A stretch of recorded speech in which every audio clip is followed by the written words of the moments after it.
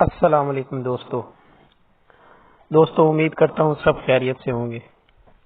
دوستو سب سے پہلے اپنے چینل تھاٹ آف لرننگ کو سبسکرائب کر لیں اور بیل آئیکن کو دبا دیں تاکہ ہر نئی آنے والی ویڈیو سب سے پہلے آپ تک پہنچ سکے۔ دوستو آج ہم آپ سے شیئر کر رہے ہیں امام اعظم ابو حنیفہ رحمہ اللہ کی زندگی۔ آپ کا نام نعمان بن ثابت، کنیت ابو حنیفہ اور لقب امام اعظم ہے۔ آپ رحمہ اللہ 80 ہجری میں عراق کے شہر کوفہ میں پیدا ہوئے۔ آپ رحمہ اللہ کے والد ثابت بن زرقی فارسی تھے۔ امام ابو حنیفہ نے اپنی زندگی کے 25 سال بنو امیہ کے عہد میں اور 18 سال بنو عباس کے عہد میں گزارے۔ عمر بن عبدالعزیز رحمہ اللہ کے عہد خلافت میں وہ جوان تھے۔ ان کے سامنے ہی دعوت عباسی اٹھی اور اس کا مرکز ان کا اپنا شہر تھا۔ خلیفہ المنصور کے عہد سن 150 ہجری میں انہوں نے وفات پائی۔ کوفہ جہاں آپ پیدا ہوئے عراق کا مرکزی شہر تھا جو مذہبی اور سیاسی سرگرمیوں کا گڑھ تھا۔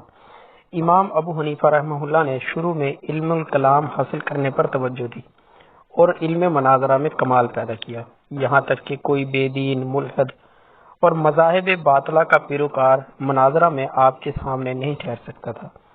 لیکن جلد ہی آپ کا دل مناظرہ، کلام اور منطقی علوم سے بیزار ہو گیا۔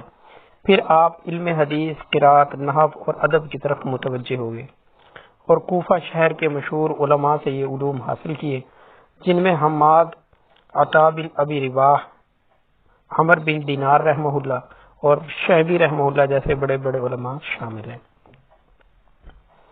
امام ابو حنیفہ بے حد ذہین، تباہ، گہری فہم و ادراک کے مالک تھے۔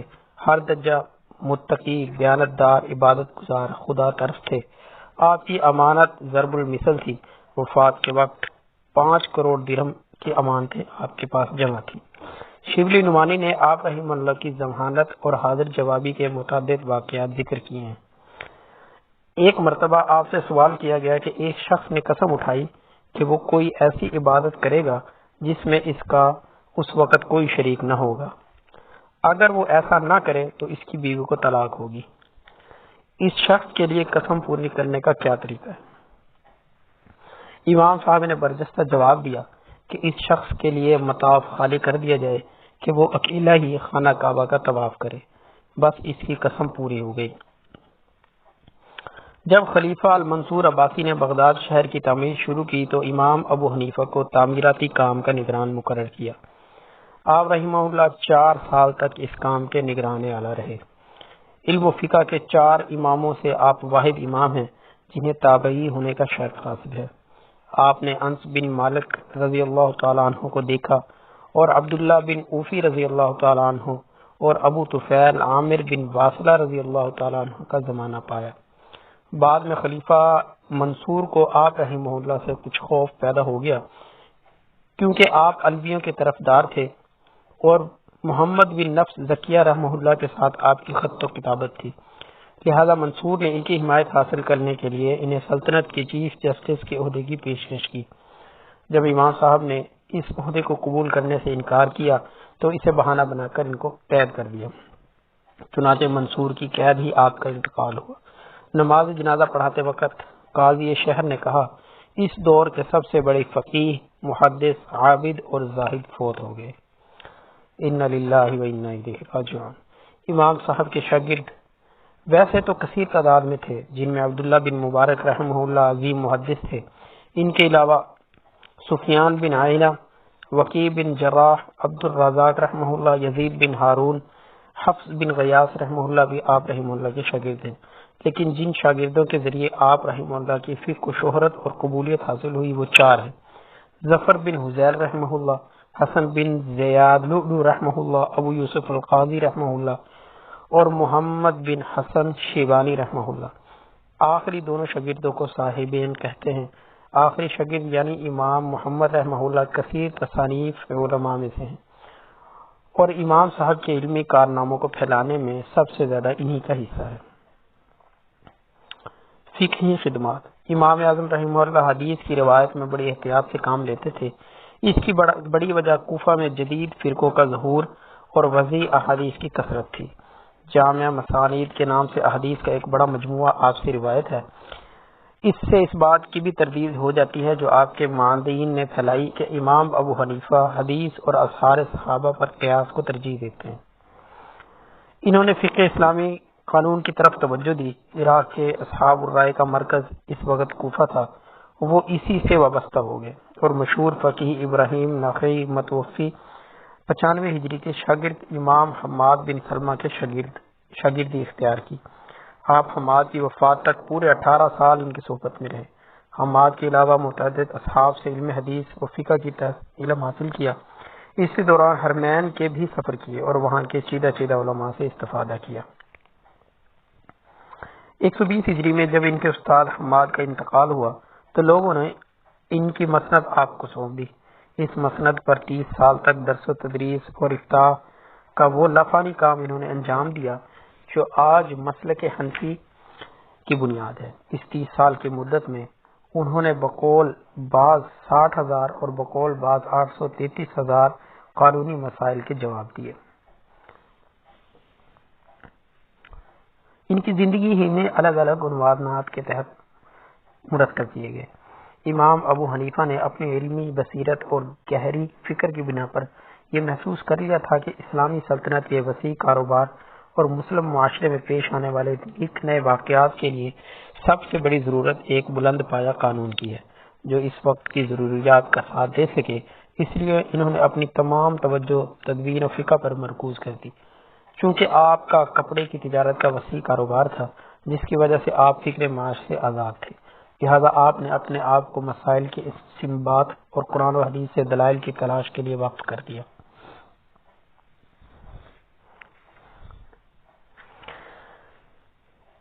ایک روایت ہے کہ نبی اکرم صلی اللہ علیہ وسلم نے فرمایا اگر علم ثریا تک بھی پہنچ جائے تو اہل فارس میں سے ایک شخص اس کو حاصل کرے گا۔ علماء نے اس حدیث کا مصداق امام ابو حنیفہ کو ٹھہرایا۔ آپ اپنی علمی عملی کمالات کے بدولت امام اعظم کہلائے۔ علامہ ابن خلدون کے مطابق فقہ میں امام موصوف کا پایہ اتنا بلند تھا کہ کوئی دوسرا اس کی نظیر نہیں۔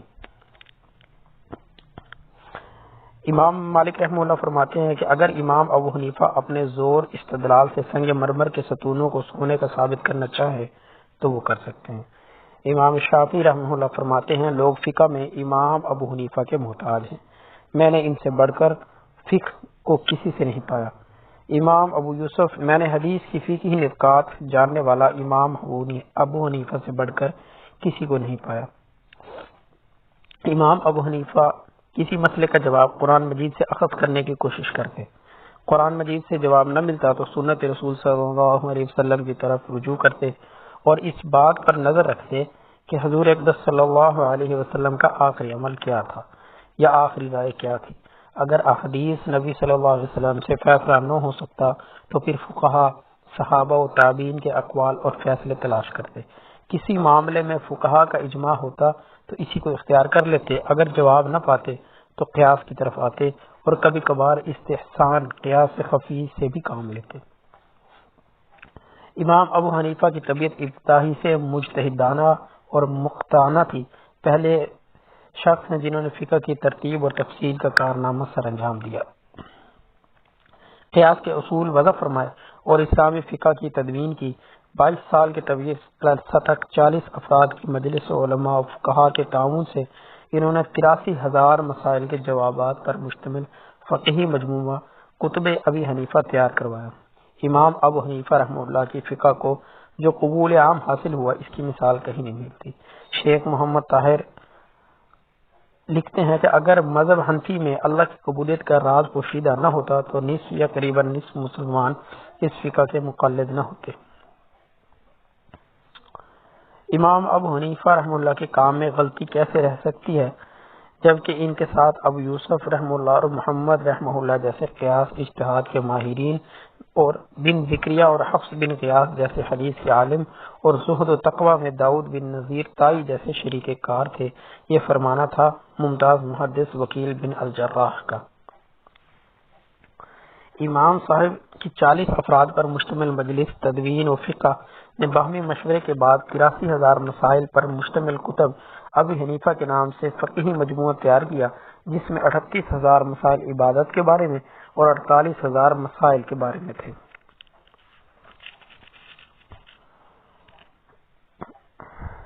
فقہی مذہب کی ایک خصوصیت یہ بھی ہے کہ یہ فقہ تعصب سے نسبتاً دور ہوتا ہے۔ اس فقہ کی وسعت اور پھیلاؤ بہت زیادہ ہے۔ سرکاری سرپرستی حاصل رہی۔ سلطان نور الدین زنگی اور اورنگزیب عالمگیر اور سلطان محمود غزنوی جیسے حکمران حنفی تھے۔ انہوں نے اپنے دور حکومت میں اس کے پھیلاؤ میں اہم کردار ادا کیا۔ امام ابو حنیفہ کی فقہ کو مشرق و مغرب کی حکومتوں نے اپنے لیے لاہ عمل بنا لیا۔ یحییٰ بن آدم کا قول ہے کہ خلفاء، ائمہ، حکام سب امام ابو حنیفہ کے مدون کردہ قوانین کے مطابق فیصلے کرنے لگے۔ تو دوستو، آج ہم نے امام ابو حنیفہ رحمہ اللہ کی سیرت کے بارے میں کچھ پڑھا، تو آپ کو یہ کیسا لگا؟ کمنٹ میں اپنی رائے کا اظہار کریں اور مجھے کمنٹ میں بتائیں کہ آپ لوگ میرے چینل تھاٹ آف لرننگ کو دنیا کے کس کونے سے سن رہے ہیں۔ پلیز کمنٹ میں اپنے علاقے کا نام ضرور لکھیں۔ والسلام۔